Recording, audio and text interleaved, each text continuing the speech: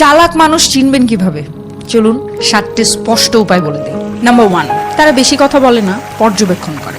চালাক মানুষ প্রথমেই নিজেকে প্রমাণ করতে চায় না। তারা চুপচাপ সবকিছু দেখে, পরিস্থিতি বিশ্লেষণ করে এবং যখন সময় আসে তখনই বলে, তাও সংক্ষেপে।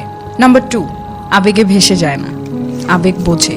চালাক মানুষ রাগ, অভিমান বা ভালোবাসায় গা ভাসিয়ে দেয় না। তারা আবেগকে নিয়ন্ত্রণ করে, অন্যের আবেগ পড়ে বুঝতে পারে কোন কথা কখন বলা উচিত আর কখন বলা উচিত নয়।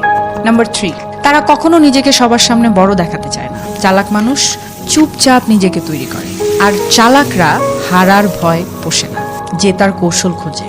নাম্বার 4, তারা পরিস্থিতি অনুযায়ী নিজেকে বদলাতে জানে। চালাক মানুষ জেদি হয় না, হয় নমনীয়। নাম্বার 5, তারা সকলের বন্ধু হলেও খুব কম জনকেই বিশ্বাস করে।